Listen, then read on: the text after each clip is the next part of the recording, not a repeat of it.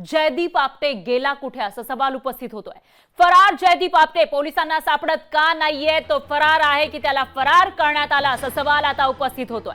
जयदीप आपटेला कोण वाचवतंय का असा सवाल सुद्धा या ठिकाणी विचारला जातोय। तर किल्ले राजकोटवरील पुतळा तयार करणारा शिल्पकार जयदीप आपटे गेला कुठे असा सवाल वारंवार विचारला जातोय।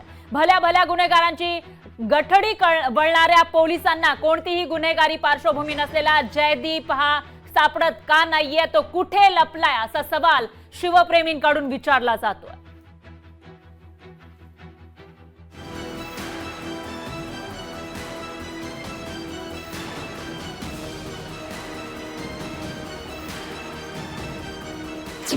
शिल्पकार जयदीप आपटे गेला कुठं? फरार जयदीप आपटे पोलिसांना सापडत का नाही?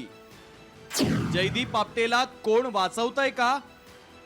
शिवरायांचा किल्ले राजकोटवरील पुतळा बनवणारा जयदीप आपटे गेला कुठं असा सवाल सर्वसामान्यांना पडलाय। जयदीप आपटे हा सराईत गुन्हेगार नाही, मग तो पोलिसांना सापडत का नाही असा प्रश्न सगळ्यांनाच पडलेला आहे। जयदीप आपटेच्या घराबाहेर संभाजी ब्रिगेडनं आंदोलन करण्याआधी पोलीस तिथपर्यंत पोहोचले देखील नव्हते। आंदोलनानंतर सिंधुदुर्ग पोलीस चौकशीला येऊन गेले। जयदीपची बायको आणि मुलगी घरी आल्यानंतर कल्याण पोलिसांनी जयदीपच्या घराबाहेर बंदोबस्त वाढवलाय। पोलीस पथक आणि कल्याणचं बाजारपेठ स्थानिक पोलीस पथक हे जयदीप आपटे यांचा शोध घेत आहे। आता आपण बघू शकता, आपण कल्याणमधील जयदीप आपटे यांच्या निवासस्थानी आलेलो आहोत। इथे स्थानिक पोलीस बाजारपेठ यांनी पोलीस बंदोबस्त इथं तैनात करण्यात आलेला आहे आणि सिंधुदुर्ग जिल्ह्यातील पोलीस पथक हे रात्री कल्याणमध्ये दाखल झालं आणि कल्याणमध्ये दाखल होऊन बाजारपेठ पोलिसांची मदत घेऊन त्यांनी जयदीप आपटे यांच्या निवासस्थानी येऊन त्यांच्या कुटुंबाबरोबर त्यांनी बोलणं केलेलं आहे।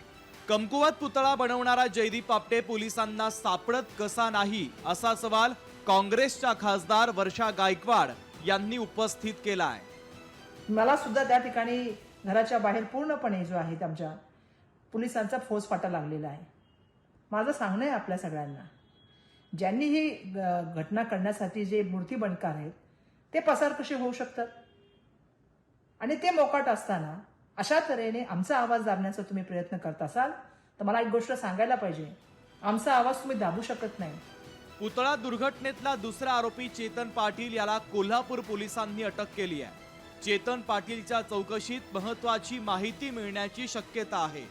तपासाच्या अनुषंगाने काल रात्री साधारण 11:30 ते 12च्या दरम्यान सदर आरोपीला स्थानिक गुन्हे शाखा कोल्हापूर यांनी ताब्यात घेतलेला आहे आणि सिंधुदुर्ग पोलिसांचं जे पथक कोल्हापूरमध्ये तपासासाठी आलेलं होतं त्यांच्याकडे या आरोपीला सुपूर्द करण्यात आलेला आहे। आता सिंधुदुर्ग पोलीस सदर आरोपीला ताब्यात घेऊन मालवण या ठिकाणी गेलेले आहेत आणि पुढील अधिकचा तपास ते करतात। जयदीप हा सराईत गुन्हेगार नाही, मग पोलिसांना तो 2 दिवसांपासून गुंगारा कसा देतोय असं कोडं सामान्यांना पडलंय। जयदीपला कुणाचा आशीर्वाद तर नाही ना अशी चर्चा देखील याच निमित्तानं सुरू झाली आहे।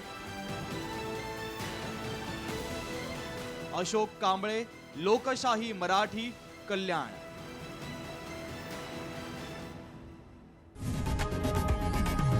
लोकशाही मराठी ऐका, पहा, जागरूक रहा।